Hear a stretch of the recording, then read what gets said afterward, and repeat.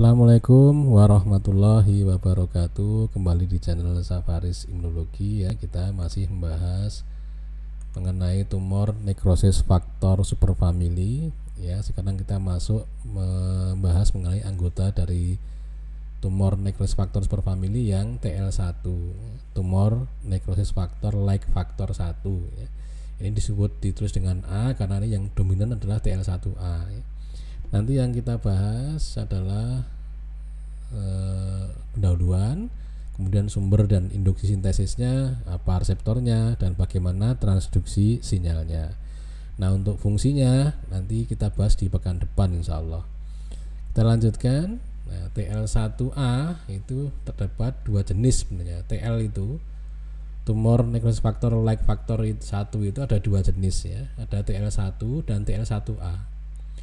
Nah, keduanya itu disandikan oleh gen yang sama. Hanya saja TL1A ini nanti merupakan sitokin yang ditranskripsi paling dominan ya, sehingga nanti yang mendominasi ya, sehingga nanti yang kita bahas selanjutnya itu ya terkait dengan TL1A ini. Karena dua-duanya mirip sebenarnya. Nah, TL1 itu termasuk TNF-SF ya. Nah, kadang disebut juga dengan vascular endothelial growth inhibitor karena dia menghambat pertumbuhan endotel vaskuler ya. Nah, TL1A itu seperti halnya TNF yang lain, pada awalnya dia memang diekspresikan di membran sel ya. Ada bagian yang intrasel, ada yang bagian transmembran, dan ada bagian yang ekstrasel ya. Kebanyakan TNF-SF tumor necrosis faktor superfamily dia memang bentuknya adalah trimer ya. Nah, kalau bisa homotrimer, bisa heterotrimer ya. Nah, untuk yang TL1A itu dia bentuknya memang homotrimer. Nah, seperti halnya TNF-SF yang lain ya, TL1A yang diekspresikan di membran sel itu dia bisa dilepaskan dari membran sel sehingga menjadi sekretori TL1A. Nah, bentuk dari sekretori TL1A ini dia juga mempunyai kemampuan yang sama seperti TL1A dalam hal mengaktifkan reseptor. Kita lanjutkan. Sumbernya siapa yang bisa membentuk TL1A ini? Ya, ini sel-selnya yang bisa membentuk itu adalah sel endotel, ya, sel fibroblast, sel monosit, sel makrofag, sel dendritik, ya, itu bisa membentuk TL1A. Nah, bagaimana ceritanya? Ceritanya kalau sel dendritik itu bisa mengenali PAM, misalnya patogen associated molecular pattern ya. PAM itu akan dikenali oleh patogen recognition receptor. Ya, dalam ini adalah toll-like receptor. Ini aktivasi TLR nanti akan mengaktifkan sel dendritik sehingga membentuk TL1A. Kalau monosit makrofag, di permukaan membran monosit makrofag itu dia ada bangunan yang disebut dengan Fc gamma reseptor. Nah, kalau seandainya ada antigen yang dikenali oleh antibodi IgG, maka akan terjadi kompleks antigen antibodi.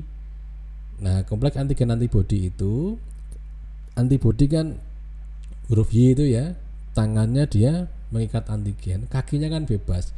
Nah, kakinya itu bisa berikatan dengan Fc gamma reseptor yang ada di permukaan membran monosit dan makrofag sehingga menjadikan sel ini aktif untuk membentuk TL1A. Untuk yang sel fibroblast itu bisa diaktifkan oleh sitokin seperti TNF alfa maupun interleukin 1. Demikian juga dengan endotel. Nah, ini aktivasi oleh sitokin ini akan menghasilkan TL1A. Kita lanjutkan. Siapa reseptornya? Reseptornya adalah DR3 atau DET reseptor 3. Ini reseptor dari TL1A. Ya, dari sini nanti fungsinya banyak gitu ya. Kita lanjutkan. Nah, transduksi sinyal TL1A ya. Kalau ada ikatan antara TL1A dengan DR3 ya, maka dia akan memberikan sinyal ke dalam sel.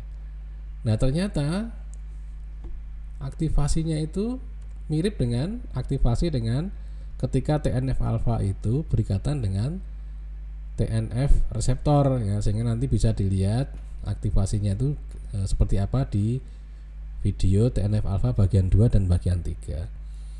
Kita lanjutkan. Bagaimana pengaturan regulasi dari TL1A?